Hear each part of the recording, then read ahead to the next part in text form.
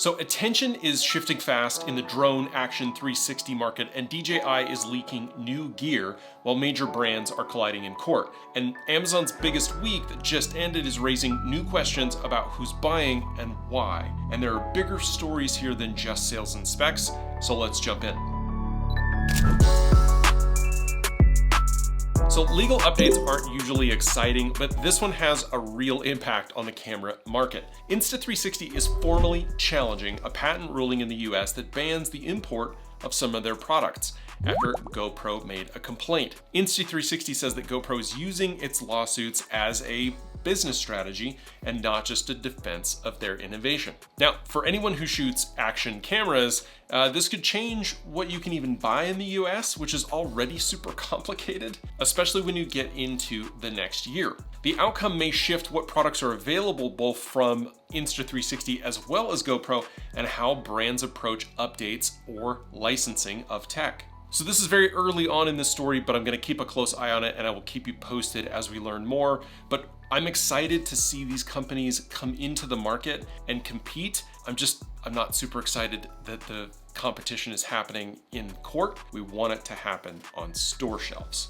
So tell me what you think about these decisions and if you think that it's going to impact you and your purchasing over the next 6 to 12 months. Speaking of purchasing, this video has a sponsor and it's me. And unless I say otherwise, every video on this channel is backed by my photography business. Now, YouTube ad revenue is nice, but it doesn't keep the lights on, and I have a lot of lights.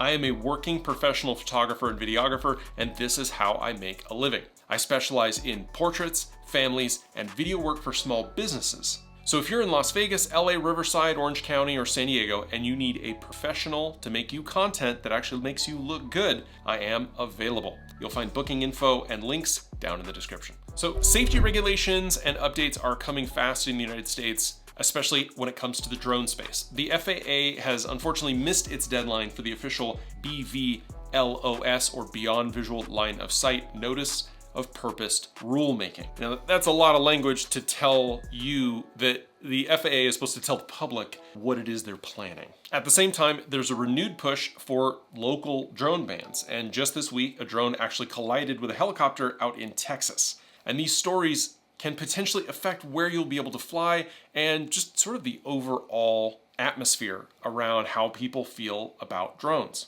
But as we spoke about in a previous video, the FAA was in the process of, or the Senate was in the process of confirming the new FAA administrator, and now that is complete. So the FAA has their new boss, Brian Bedford, and the drone industry is kind of already watching for what his moves are going to be next. And with delays in regulatory decisions and mounting concerns over safety in commercial operations, the direction that Bedford sets could potentially shape how drone policy is architected for the next few years. His approach will potentially determine how quickly new rules like the simplified BVLOS flight or remote ID systems are implemented. And for commercial pilots, this is a particularly transitional moment. So here's a question that I have for all of you. If you could interview the head of the FAA, what would be your questions for him as he heads into the first few months on the job? Real quick, if you're enjoying the content here, I'd really appreciate it if you become a channel member. You'll get access to my Lightroom preset packs, my LUTs, as well as custom motion graphics that I've created for myself as a photographer here on YouTube.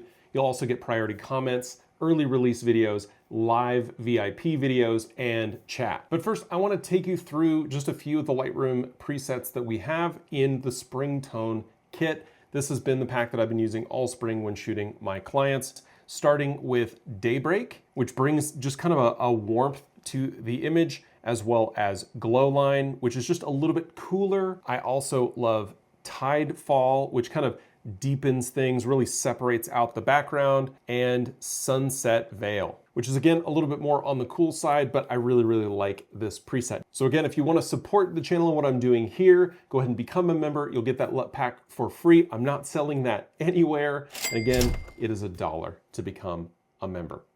Thanks so much. and back to the video. Now, moving away from drones, but staying in the DJI camp, if you've been watching DJI closely, or honestly watching any of my videos, you know that there is some stuff coming, and we've got leaked images now that confirm the upcoming DJI Mic 3, as well as the Osmo 360. Both expected to launch at the end of this month on July 29th, with the Mic 3 looking to be a smaller, more portable version of the Mic 2, but still packing all of its pro features.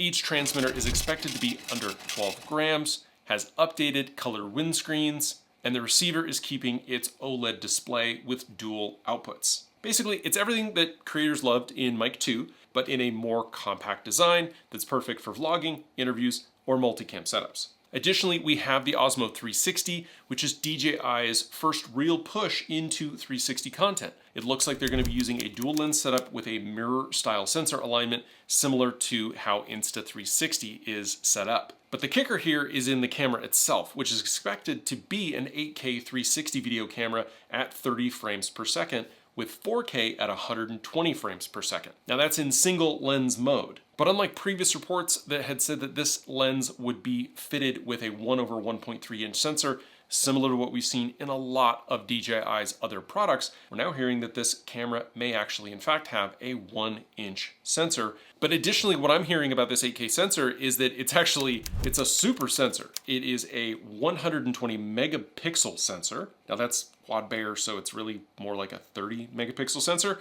but 120 megapixels potentially for stills, combining those pixels together to 30 megapixels for video, which is where you get that 8K resolution, especially when you add in DJI's AI-based noise management for low light environments. It's going to have a square form factor with a touchscreen, USB-C, micro SD, Wi-Fi 6, and magnetic as well as 1/4 inch mounts, all wrapped in a body that looks roughly the size of a deck of cards. So if you're shooting immersive content or you just want one camera that can kind of do it all, think 360 camera, action camera, and also potentially something like the Pocket 3, but just without the physical gimbal, but the same sensor. This thing is going to look pretty promising. I also keep hearing from the folks over on Twitter that they're really expecting this guy to be a slightly lower priced version of the X5. And if you're already invested in the DJI ecosystem, the assumption is that this thing is going to work perfectly well with microphones and all the other things that DJI uses.